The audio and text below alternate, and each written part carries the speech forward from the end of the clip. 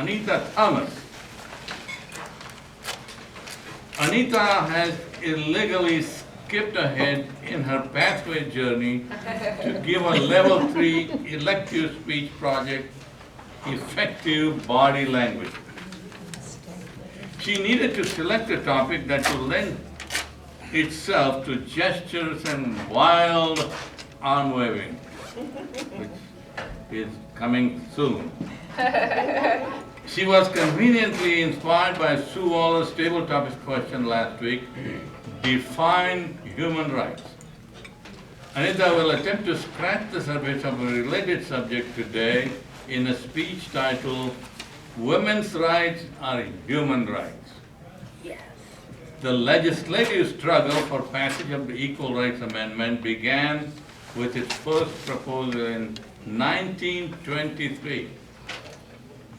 96 years later, women are still waiting.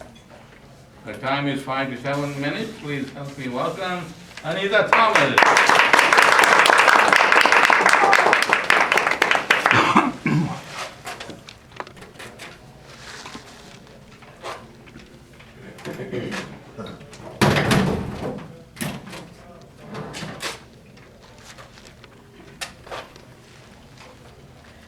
Women's rights are human rights. It is truly incredible to me that we have to remind people of this simple, self-evident fact. So why is it when we discuss human rights, women's rights seem to be excluded from that discussion, that it seems to be a separate topic? I believe it's because the predominantly white population in this country, at least, has excluded women. They are the ones holding the power. And personally, I wonder if perhaps this doesn't all stem from the Bible telling us that Adam was created first in the full glory of his complete manness, and that Eve, although essential to the survival of the species, was made next from one of Adam's ribs.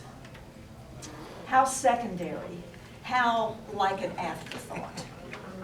And so it began. If we all are humans, don't we all deserve to be treated equally under the law? And yet, in certain cultures, we hear about, with horror, honor killings, where the male member of a family is justified in killing a woman if she has brought shame to the family. Women's rights are human rights.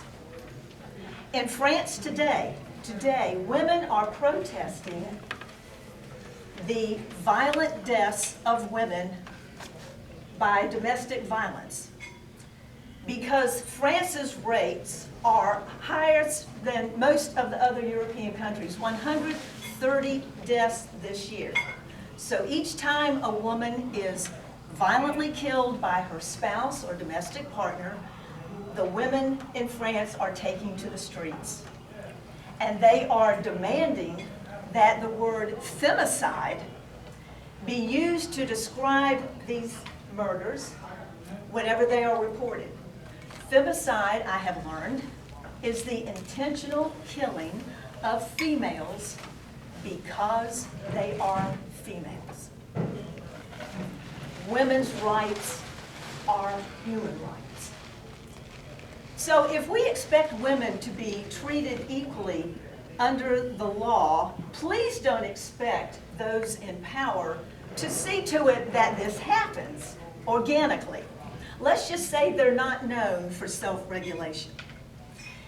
As in previous struggles to end injustices, if women are going to be treated equally, this must be written into law.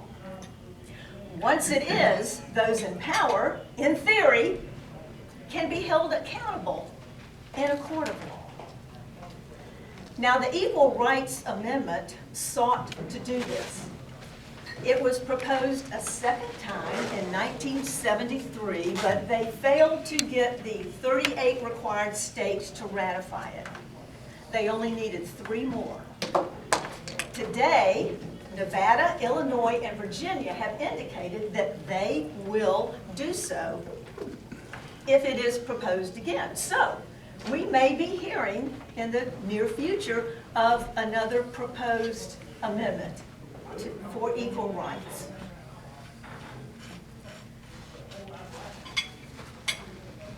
Today, however, there is currently no law on the books that guarantees women equal protection under the law. Now, this may be a poor comparison, but there are laws on the books to protect the spotted owl, just not women. Now, we can't have a discussion about equal rights for women without touching on the subject of feminism. Most of you have heard me talk about coming of age in the 60s. Well, I graduated from college in 1970, and revolution was in the air. More protesters were burning their draft cards, women were burning their bras, and I was going to football games and fraternity keggers. I vaguely remember that there was a controversy about the Equal Rights Amendment passing, but honestly, I did not consider myself a feminist. Looking back, I should have. Even though today, so many of these nervous men and some women take a lot of joy in vilifying the term feminist. Rush Limbaugh coined the term feminazi. I would like to read you a quote from evangelist Pat Robertson, which I think you will find interesting. The feminist agenda is not about equal rights for women. It is about a socialist, anti-family political movement that encourages women to leave their husbands, kill their children, practice witchcraft, destroy capitalism, and become lesbians. We do not have to march in the streets and carry signs to consider ourselves to be a feminist. In fact, we don't even have to be a woman. Back in the 90s, I ran into a high school crush of mine, and he said something to me in casual conversation that I thought was the sexiest thing I had ever heard. He said to me, "I'm a feminist."